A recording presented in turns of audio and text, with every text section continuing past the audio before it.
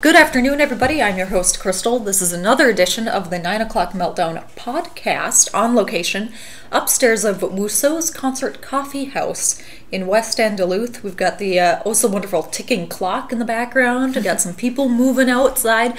And I am here with one half of One Less Guest. They're a Duluth-based band.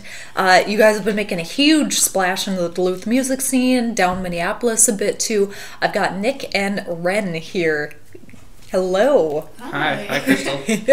Yes, hello. Thank you guys both for making it. I know you guys played a show last night, so thank you guys for being here. So you got your coffee and your treats, and we're all good to go. So we'll hear some clicking of cups, and that's how you know it's a live stream, right? Brought to you by Duluth Coffee Company. Oh, there you go. All right, shameless plug, right? Slurp. Yes, slurp. So I was trolling your website right before you guys came on, and it's extremely professional looking. It's really nice. You guys definitely have it going on. Now, did you guys kind of launch everything to be a professional band, or was it trial by error? Oh, it's been a lot of trial by error. Okay, all right. With a lot more errors than I was expecting. Sometimes in my hubris, I think I can get it, if that's a word in this context that works. In my vanity, I think I can get everything right on the first try, usually, but... You usually get, like, a good portion of it. Like, it totally will work, and then we just, kind of, like, maybe refine a couple of elements. We always have a good base whenever we start doing something. And Ren is really good at the refining things. Okay, all right. I can be kind of a big picture person, and the details get lost.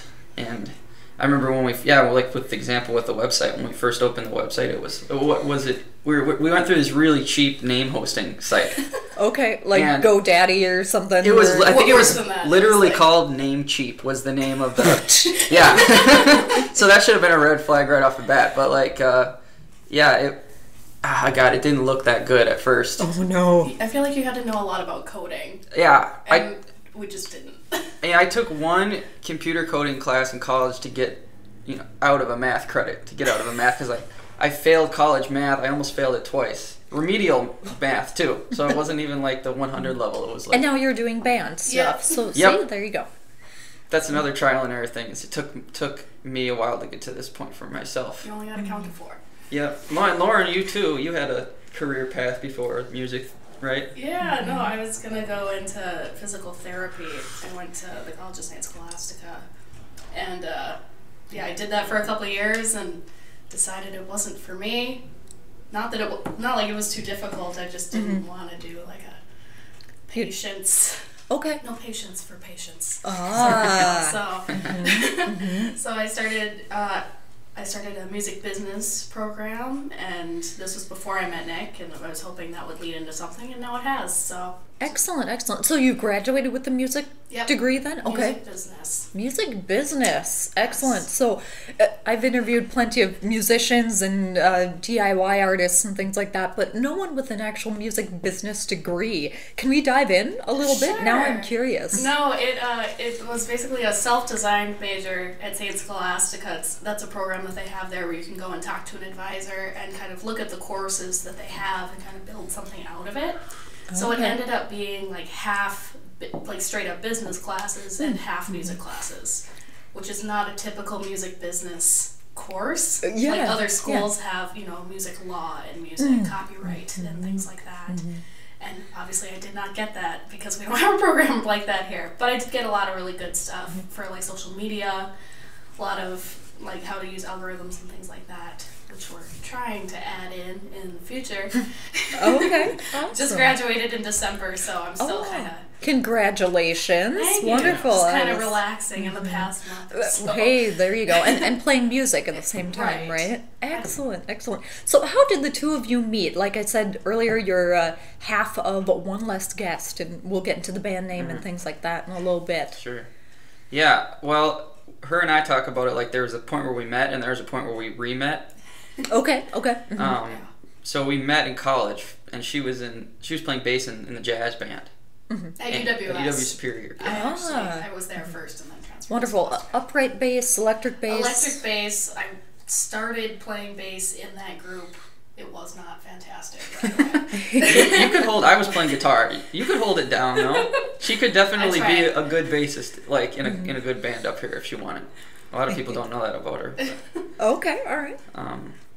Yeah. So then we're in a couple of different like college programs together, like the big band and a combo. We were even in choir for a little bit. But I didn't. Neither of us realized that we were in choir together. We stood like 4 people away from each other, and we just didn't notice. Yeah, and it was like I was watching a movie that my mom had shot after we had re-met, and I'm like, is that Nick Muska in choir next to me? Yeah.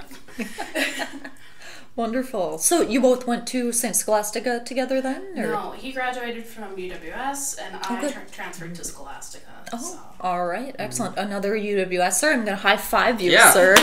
Yeah. I used to work at KUWS for a little bit. Oh, there you go. A couple of years. That got me into a lot of music that really kind of shaped me now that I think about it. Yeah. There's a lot of cool people that work there. So then we overlapped then a little bit. Yeah, we did. I was on my island that I built for myself, my self-proclaimed empire of... And if I remember correctly, you had the meltdown ran on Friday night, right? Yep. Yes, it did. And I was on Jazz Street. Yep. I think on like Tuesday night, and I saw your name on the chalkboard outside of the Studio A, and I was like, oh man, that'd be cool to have like a Friday night show. You know? Yeah, I ended up just to divulge a little bit here about the radio station. Now that I've met another KUWSer, I kind of just fell into that just by happenstance. I was on Jazz Street as well, and then osmosis got the music directorships, and then kind of carved my own little path, and now I'm doing podcasting, so it hasn't jumped too far away, but like I was saying earlier, now we can swear. Yes. Excited about that. Yep. So how was your time at KUWS? It was good. Educational? Yeah, I mean, I was a student, so I was kind of a student DJ. They still paid me, which that was good. It was just a little beer money, it wasn't like anything crazy, but like it was still something. But yeah, they had. I don't think they have it anymore. In fact, I know they don't. But there's a room now where they do like live recordings. Yes, that used to be in the music library. Yep. And that was stacked wall to wall, ceiling to floor of CDs, records, and tapes. Yep. I couldn't really move in there. No. When I was there, and then they cleaned it out and turned it into a little studio for recordings. Have you guys done any recordings there yet? Or? So I have a little connection with the radio station too. Excellent. I did my internship there at Scholastica this past year. So I've been working with Paul Danberg, who's the, I didn't have any overlap with you guys, so like. No, I know Paul. He's fabulous. Yeah, he's such a cool guy and so supportive. So he wants to get us in to do some recording and kind of train in the future staff and like how to mic a band and how to. So we're trying to work something out like with that in the future. Excellent. Yeah. Wonderful. All right. So KUWS is still rocking. Yeah. They're awesome.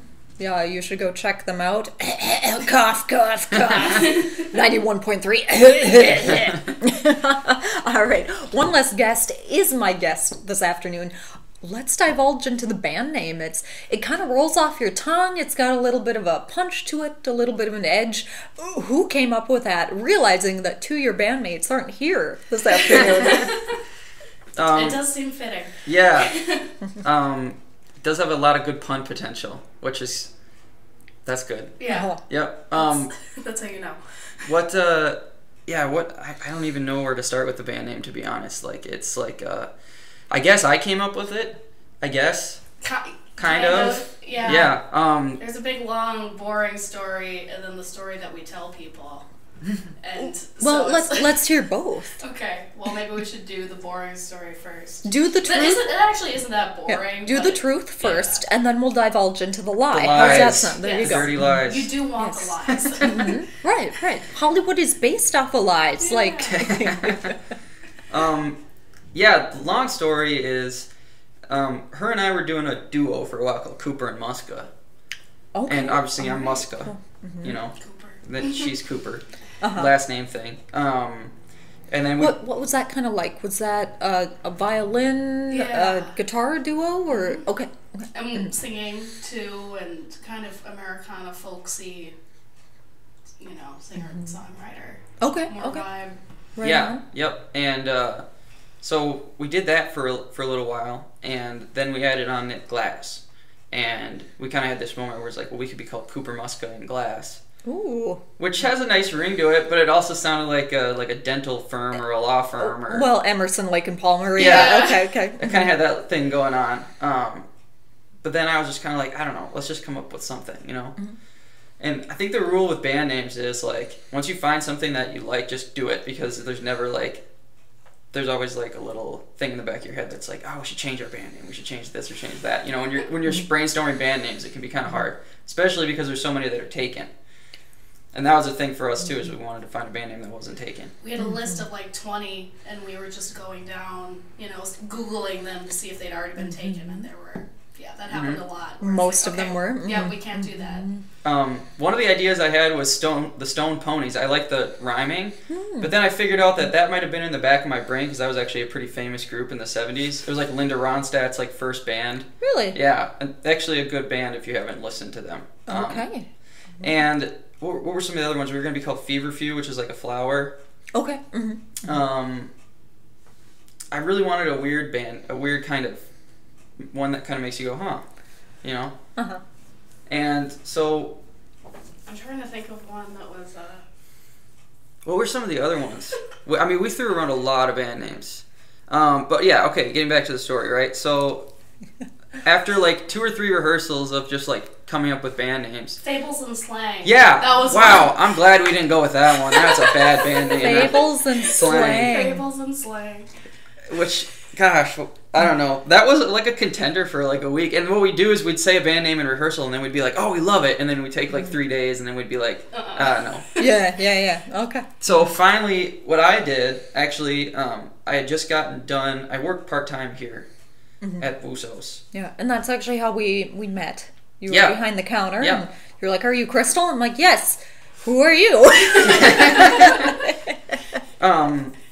So I got off a shift here, and I was walking past the Xena City bookstore next door, and it was like summertime. And so during the summer, they have a cart full of books just out on the sidewalk. Yeah. And this Reader's Thesaurus, this volume of Reader's Thesauruses, Thesauri, I don't know, caught my eye. And so I bought the set, and I went home, and I just read through all these Reader's Thesauruses, and these things were from like the 50s or something, 1950s or something. And anytime I'd see a cool word or a title or something, I would just write it down in this book. And I must have written down, I don't know, 60 band names or something. It was just like, I went A through Z through this entire volume, and it took me like hours in this one night. And I stopped at like 1 a.m. finally, and we met to rehearse the next day, and I started reading them all the band names. And then they kind of, that one jumped out at them. It was more progress than we'd made in a long time. Like, I'm really glad you did that, because we just weren't getting anywhere. So Thank you. Yeah, I am persistent. I can say that about myself. Like, you said One Less Guest was in the list. It right? was like word for word in the list, and I thought I had pulled it in the title from one of these thesauruses, but then when I looked back, it wasn't in the book. So I must have just at some point in my late night in your ramblings, it just popped into my head, and I wrote it down. Nice. And then that ended up being the one that everybody liked, and I think it just fits us in a lot of ways. You know? Yeah, definitely. It's like, if you look at our songs, and the lyrics are a lot about, like, I don't know, kind of sometimes themes of loneliness, but just kind of themes of like misfits, or, you know, I think of One Less Guest sometimes as like kind of the person that's not in the room, you know, like at a party or something, or Yeah. you know, and there's a lot of like minimalism and silence in parts of our music, so thinking of it, empty space kind of works. Yeah, so that's the long story, basically. I don't know how I came up with the name. We all just liked it. Yeah. All right. Well, now what's the lie? The lie is, this is something a friend said to us in passing. She like asked, she's like, "Is this how you came up with your band name?" And I'm like, "We're gonna go with that from now on." So when we started, Nick was doing solo acoustic guitar vocal stuff. Okay. And I went to go see his show, and this is how we kind of re-met after college. And so basically, like, I was the guest at his show. He asked me to start the duo, One Less Guest, and we were doing the duo, and Nick Glass came to a show, and we stole him, and then our drummer Sten came to see us at one point, and we like took him. Yeah. There you We're go. just like lessing the guests to our own shows. So it's not really a lie, because No. it is the truth, actually. Right, I mean, right. It's a little more poetic of like how we came up with. yeah. 'Cause Yeah. You guys had touched kind of on lyrically how you guys write your songs and things like that. Can we dive in to Oh, yeah. lyrics Sure. and things? Who Yeah. is there a main lyricist? Nick, is that you? Ren, is that you? I mean, I am how do you not guys? the main lyricist. No, but you add, or I do. how does that work? Yeah, usually Nick will bring in a really, really good rough draft rehearsal. We play through it. We all, musically, we do kind of the editing process together. Okay. Like order of sections and motifs and things like that. But lyrically, that's pretty much Nick. Like 90%. Yeah. So do you pull from like poetry, things you've read? I mean, Yeah, I don't know, just kind of like experiences, and I mean, that's kind of it for most people, I think. It's like you take an experience and then you start writing about it. And I've always just like one little thing, one little truth seed kind of starts a song, even if it ends up in a completely different spot. I mean, I've had songs evolve to the point where it was literally nothing like the song I started with. But it's like, if you got that one little grain of truth to start, then you really believe in it a little bit more, you know? Right. Excellent. Yeah, so I guess, like, you know, one of our songs, like Monochrome, that was kind of like inspired by kind of like a lonely artist type. And Okay. honestly, it was some people that come to the coffee shop. Sometimes I see characters when I work here, which Jason, he's the owner here, he always tells me that, about how valuable it is. You know, because sometimes him and I, it's funny how often I talk with my boss about quitting my day job, and how he's all like, he's like, you should just get, some days he's like, you should just get a van and just like hit the road. I was like, don't you want me around working here? No, Jason, Well, Jason- totally like our biggest advocate. Yeah. So Yeah. great.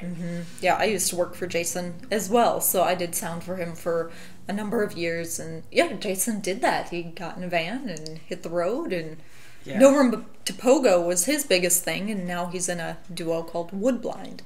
So We just played another with them. shameless plug. They're doing a record right now in the basement here. Yes. I saw Tim Stradioti and Big Wave Dave and a saxophonist that I hadn't met yet. They were going downstairs to record, so Woodblind will have an album out pretty soon. Excellent. And Yeah. speaking of which, you guys have an album that's dropping here pretty soon. Yeah. All right, let's dive into the super exciting part and the whole reason why you're here. All right, so was it just time for an album? I mean, it sounds like you guys have been doing live shows for quite a while. You guys came with a duo, you added a couple people in, you became the band, One Less Guest.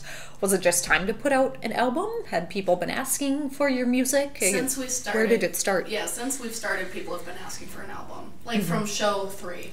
Like, do you guys have an album to sell us? And we're like, nope, we'll get on it. And ever since then, we've just been trying to get on it. And we actually started once when we were the trio with Nick Glass, and we started recording an album in the basement here at Wussow's. And then we added Sten, and we're like, okay, we can't do that album. We need to have our drummer on the album. So this is that album. This is all 4 of us. 8 original songs, which is basically all we have right now. Like, our songs are kind of complicated, so the second we had 8, we're like, we're doing the album. There you go. All right, excellent. Are you guys recording it downstairs here, or? No, we're at Sparta Sound with Rich Madsen. Wonderful. I love Rich. He is Rich so and cool. Jermaine. Yeah, Yes. they're both awesome. Super nice. Wonderful. What's it like at Sparta Sound? Is it, I mean, I've seen pictures, I've heard other people, it's pretty eclectic up there. You're out in the middle of the woods, so you can just focus and get stuff done. What is it like going up there? It feels like home, kind of. Like it's very relaxed. There's animals all over the place, which is great for me because I, want to hang out with a dog when I'm not recording stuff. It's in an old church, right? Is that the church converted into a house? Yeah, I think that's the story behind it. Yeah, I think that's how he found it. Yeah, and so it's just really cool. All good equipment, good spacing, plenty of room for everybody. The drum kit has its own room where you can close the glass doors and not be disturbed. Yeah. I think rock and roll bed and breakfast. That's kind of how you describe that place. And when we went in there, when did we first? It was early November, right? It was daylight savings. Yep. We did a 2-day session there on a Saturday and a Sunday. Okay. And we thought the extra hour would totally just help us and we'd nail it in 2 days. That was the wrong impression. Yeah. Oh no. It did end up taking us longer than we thought. How many days? A week or so, or? We went back in for two more sessions. We tried to go in when there was that big snowstorm. Yeah, we were scheduled to record on that day with a Mondo storm at the end of November. And we scheduled to record. We saw the storm rolling in. And we're like, maybe we should cancel. And then we canceled, and we were looking outside, being like, "There's no snow. Why did we cancel? We could have gotten this done." And then 6 hours later, we're like, "Okay, we wouldn't have made it back for sure. We would have had to stay there." Yeah. All right. But when we were recording up there, we went in on daylight savings. We went in the day before, and so it was very much fall. It was still fall outside, and it was still the days were still it felt kind of long, Yeah. And we didn't leave the house until Sunday night. So from Saturday morning until Sunday at night, we were in this pretty much big windowless room. And when we got done and we walked outside, it was pitch black outside at 6:15 or something, super early. And then it was there's the snow on the ground. Yeah, there was snow on the ground, and it felt like we had been there for 3 months. Yeah. Hadn't seen the sun, and I was like a mole person, just finally breaking out. Yeah. Wonderful. Did Rich or Jermaine, did they offer any advice or any help with anything during your recording process, or is it all kind of on you? Mostly support. If we asked for help, they would offer, but they were really good about just kind of letting us solve the things we needed to solve on our own. It was our first time recording, so we were obviously getting used to singing into microphones and not playing a live show, so it was kind of an adjustment. But they were just really supportive and really why don't you try this, but not too much of comments like that. Just just give it another shot, let go, feel good, why don't we take a break or do something else. Yeah. So just kind of directing us in the path they knew that we could get to on our own. Excellent. So is the record good to go? Are you guys still mastering a couple tracks? Where's it at as of today? All the recording is in the bag. I mean, the parts are all there. We're just working on mixing it right now. Okay. And we're kind of in the final stages of that, and then we're going to send it off to get mastered. Excellent. Yeah. Are you guys putting out a CD, a record, iTunes? What's your thought process behind it? A CD for sure. We have kind of that whole product figured out. We're going to do a CD. We'd like to do a vinyl maybe in the future, but it's kind of a investment. You never know how many people are going to buy them, so it's just kind of... It may be a separate release down the road. We're going to shoot for iTunes and Spotify. Yeah, stuff. We'll get it all out there. If I had my way, we would just do vinyl and not put it online and not do CDs. To be I'm just being completely honest. And especially because Lauren painted the cover art for the album. And I personally think it's gorgeous. I think you did a really good job. And it's of her mom. It's a painting of her mom. Oh, okay. Yeah, and we went with monochrome as the title for the album. So kind of a monochrome painting of Lauren's mom on the front cover, and it just strikes me as a nice. I mean, I'm about the older album concepts where it's a work of art on the front cover. You know? Right. Yeah. think it's kind of unfortunate now that everything kind of has to be squeezed down to something that you can see on a phone, you know?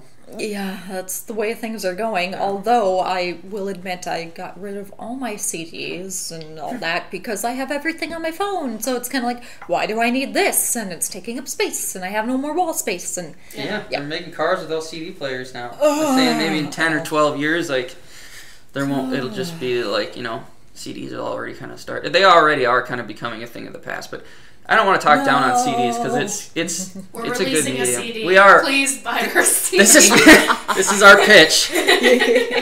Yeah. But I'm just happy to have something out in the world. It's a good feeling. It's a good feeling. It's taken us a while to get here. And a lot of shows and a lot of rehearsals and a lot of tweaking. We're huge on details. At least she is. I can be when you push me. I need you for that, for sure. Yeah. Excellent. So did you guys kind of start out, I mean, you started out with the duo and then kind of added the other two. Did you guys start at open mics? How did that kind of snowball into what it is today? Well, Nick is the most persistent person I know. So we didn't do the open mic thing. We just kind of dove right into shows. He was calling people every day, getting us in places. We didn't have any material out, but he just convinced people to let us play there. And then, you know, we played there and it was great because, you know, we work well together. Okay. Was it more cover music back then? Yeah, just because we were like kind of just getting into the songwriting stuff, especially for two people. Like Nick, I'm sure, had some solo stuff just for him, but, you know, once I was at it, it's kind of like, okay, this either needs to be something new or change. So the original stuff did take a little bit of time. That's why we still, you know, we have 9 originals now. Ooh, I smell a single in your future. There you go. Yeah. Perfect. So it sounds like you guys have put a lot of effort and a lot of time into this band, and honestly, Duluth is ranting and raving about one less guest. I can't go anywhere and not hear about you guys. So that's perfect. So your CD is going to drop pretty soon. You got CDs. You're going to be on iTunes. You just got done playing a show. You've got a couple more shows lined up. Like I said, I was trolling your website before you guys popped up here for the afternoon. You're both kind of in the younger crowd. What is in your future? Do you want to keep doing the band thing? Do you want to see how far it takes you? Where are you guys going? Yeah, I'm all loaded question, right? Yeah. No, it's okay. We've thought about it. It's just kind of like who wants to answer because we're all kind of on the same page. Excellent. Yeah. I think that's been kind of part of, I think why we all work so hard is because I've been in a lot of bands in the past where it's just kind of like whatever happens. Okay. And more just kind of like a fun side project, not really going to go anywhere, play some local shows. And that's it? Okay. You know, and that was fun. I was in bands for a while where we played, you know, street dances and weddings and doing a lot of covers and big horn bands and stuff. Ah, wonderful. But it was always just kind of like, oh, this is kind of like just what we're doing right now, and we never really talked about the future. But from day one of this group, it's been this. We're doing this as a career, you know, and it's just amazing what comes out of just that simple mentality shift of like, this is my job now, like this is my career, and it's just like everything. I think a lot of the good things that have happened have just come from us collectively deciding on that. Excellent. Nick, you actually brought up a really good point. Can we dive into that a little bit? That being in a band, as fun as it is to the outsider looking in, bottom line, and you even said it, sir, it is a job. It is work. It's time, it's effort, it's frustrations, it's everything under the sun. Has that been a really big learning curve for you guys? I mean, realizing that you came, you know, from kind of the day job side of things, and now you're launching something almost in a entrepreneurial sense. What is that like? I mean, obviously you haven't quit your day jobs yet, but but One Less Guest is an LLC, so we're, you know, kind of moving in that direction. It's been really, I want to say, like, kind of fun. Okay. Parts of it are really frustrating because it's like I've never dealt with anything like this or thought I would be dealing with it. Like in my music business courses, I took a lot of accounting classes and I was like, oh, I'll never be an accountant. I'll never need this. And now I'm kind of like our bookkeeper and like talking to the accountant. It's just, it's kind of eye-opening, and it's more fun than anything to be like, I have control over my life. I get to do something that makes me so happy, and kind of struggle and be challenged at the same time. But it's all important. Like, if I'm ever frustrated on something, I'm never like, this is stupid, why am I doing this? I know why I'm doing it and why it has to be done, and that keeps it moving forward because it has to be done. And yeah, for us to succeed, and that makes it better. Excellent. Yeah. Excellent. So do you guys want to do more like a national tour? I mean, what's the end goal for One Less Guest? Ride off into the sunset together and keep making music until you're 85? I mean, what are you guys thinking? Our bassist really wants to play at Madison Square Garden, so we're just gonna keep that at the end of that's our light at the end of the tunnel, and we're just gonna do everything everything in between here and there. Wonderful. Now, I know you guys have plenty of shows coming up. Like I said, I was trolling your website. You guys keep that updated, and your Facebook as well. What's kind of your biggest show coming up this year? Do you have a really big show that you guys are looking forward to? Or? I just booked one in June, and actually one in May. There's like all kinds of good shows coming up for us. Yeah. Like end of the month, we're doing a leap year party at RT Quinlan's. Okay, excellent. With Cody Thorson's band, Terrestrial Life Forms, and Cold Sweat from Fargo. He's like a rapper guy with a live band and stuff. That's gonna be cool. But yeah, what are some? I mean, in May we lined up one at the Caddy Shack. Yeah, and it's gonna be us and the Latelys and Laura Velvet. And it's gonna be like a benefit for Casda, and that's gonna be cool. Oh, perfect. Yeah. Yes, Casda does a lot of great things. Oh, totally. Yeah. Yep. And they're Superior based. I think more people need to know what they do. And yeah. Casda and Pavza are very similar, slightly different, but they do a lot of great things in the community. Yeah, we got a show at Luce in June too with Mae Simpson and the Arcanes and Catherine. But yeah, I mean it's all on it's all online. Yeah, perfect. And Nick, Ren was talking earlier that you're very persistent and you reach out to people constantly. Is it a constant kind of rotation that you reach out to people, try to get you guys booked? I mean, do you reach out to other acts, try to kind of launch on their tour as well? Is it more venue chasing? How do you get yourself on stage, sir? Well, at the beginning, I can tell you exactly how it started, at least. I had lost my job I was working at, and it was because I sucked at it. I was a paralegal, and that's not what I should have been doing. I just wasn't very good at it. Oh, okay. And so I woke up the morning after I lost that gig, and I was just like, I just made some recordings. I was sitting in my underwear at my desk with my acoustic guitar into my crappy laptop, and I probably emailed 30 places, and I heard back from like 2. Okay. Yeah, that's pretty much how it goes. Kind of how it goes. It's usually people don't get. It's not that venues are like, or venue owners are too stingy. Yeah, it's not that. For the most part, what I've found is that they're just really, really busy. And just because you don't hear back from a venue about like booking, it doesn't mean that they don't like what you do. Right. So I never take it personally, but that's kind of how it started. Was just sending those emails, and anytime I can go in and like talk to somebody. I like to do that. Yeah. But it's just, it's a variety of things. Sometimes stuff just falls into our lap. Sometimes a lot of phone calls, tons. Our first show at Pizza Luce, a friend reached out to us through Facebook for a Femme Fest, which is like a second annual feminist festival, which was really cool. And it was our first time playing at Luce, and we wanted to play there forever. Like, it was just it's kind of a higher, I don't want to say class, but like it's kind of hard to get into. Like Trampled by Turtles plays there, and it was kind of on our wish list for a long time. So it's cool to just have something that we've wanted for a while just kind of fall in our lap and be like, oh, do you want to come back and play another show later? And so it's just kind of exciting to have both work really hard for it and just have some stuff be easy. Perfect. So there's a payoff in working hard, is what you're saying. Yeah. Who knew? Yeah, excellent. And now you guys actually made a video. Nick, I was talking to you about this a while back with Lindeer Media. How did that go down? Did you guys have fun? Is it your first kind of music video? Can we dive in a bit? Yeah.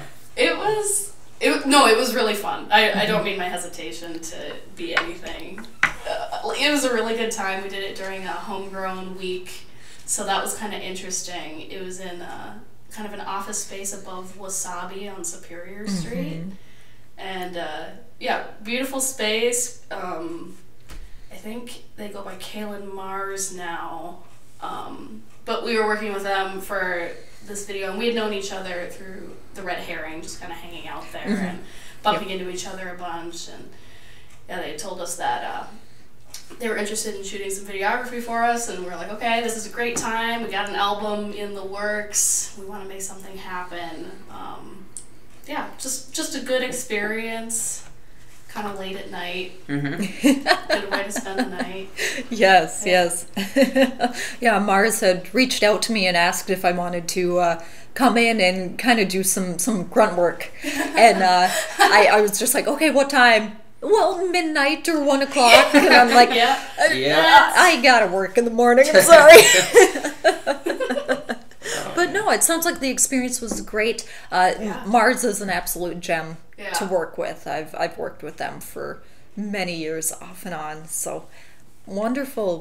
Do you guys have any other music videos coming up or in the works? I really want to do like an animated video.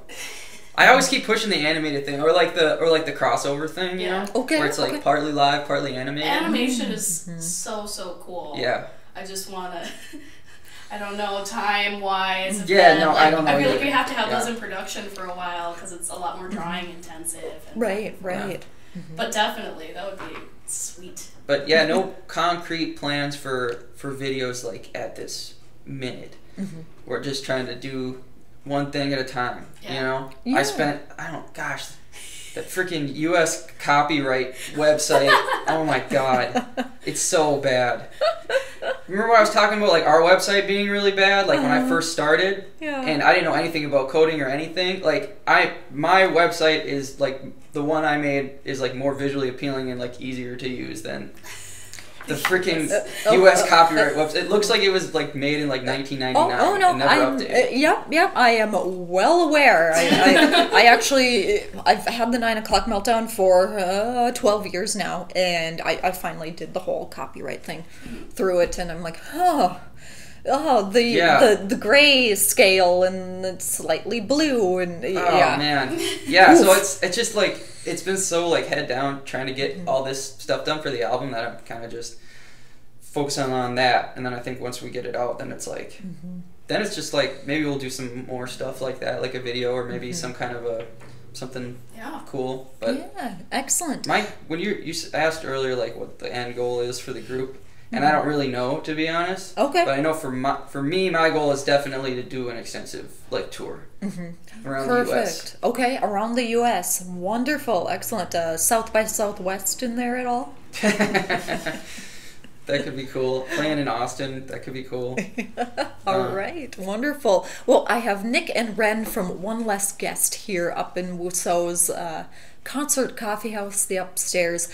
Thank you guys so much for coming in and sharing your experience of being in a band and making a huge splash in Duluth. I mean, you can't go anywhere, like I said, and not hear about One Less Guest and how amazing you guys are. Thank you so much for coming in and taking time out of your Saturday as well, especially after a gig, of course. I know I do a gig and I'm like, I'm not going anywhere for the next day, but thank you guys so much. No, thanks for having us. Yes, you've got an album that's going to drop pretty soon. You've got shows coming up all around the area. Music video, kind of in the works there. It's floating out there in the ether. If somebody's interested in booking you, getting hold of you, I know you guys have a Facebook and a website. What's the best way? Yeah, just you can email us or Facebook or carrier pigeon. I don't care. Okay, all right. We'll find a way to just message us somehow. Okay, we'll Carrier Crow there? Okay, all right. But April 18th, that's the album release at the Thirsty Pagan in Superior. Okay, perfect. With perfect. Jacob Band and the Salty Dogs too. So Excellent. it's going to be really fun. Yep. Yes, that should be tons of fun. So you guys are putting out a CD. Do you have any other merch, accessories, T-shirts, anything like that? Yeah, we just updated our logo, and so we have brand new stickers with our new logo on them. Wonderful. And so that's exciting. We're working on T-shirts. Hopefully, by the album release party, we definitely want to have those. We have buttons that are individually painted by our artist friend Rachel Eisenman. Perfect. So those are starting to go a little faster. We might have to order some more. So yeah, that's kind of what we have right now. In the future, I don't know, mouse pads, coffee mugs. Not beer koozies. Beer koozies. That's the only one we're definitely never gonna do is a beer koozie. No.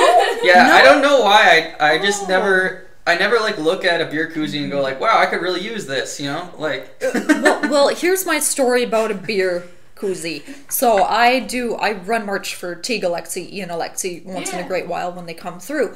So I was running merch one evening, Teague, and then Emily, why am I blanking on her? Havoc or yes, Emily Havoc was there, and she's got beer koozies. I sold more beer koozies than I did CDs. What? Teague. Ooh. I guess people have a need for them, I guess. Well, it's kind of like when Eric Pullard, Actual Wolf, came out with the sunglasses. I had people constantly asking me, where are the sunglasses? Where are the sunglasses? I'm like, you gotta go to the Electric Fetus. I don't have any more. Sunglasses. That's an idea. Or maybe bobbleheads. No. Yeah, I'd love a you bobblehead. No, it'd be all hair. Just like over accentuate every feature, you know? Bad. And all earrings and hair. All right. Well, on that note, thank you guys so much for stopping up. Once again, Wussow, thank you so much for allowing me to host my show up here. One Less Guest was my guest this afternoon on the 9 o'clock Meltdown. Have a wonderful day, you guys. Good luck with your CD release. That's coming in April at the Thirsty Pagan. Good luck to you, Nick and Ren. Thank you guys so much. Thanks. Yeah, thank you, Crystal, yeah.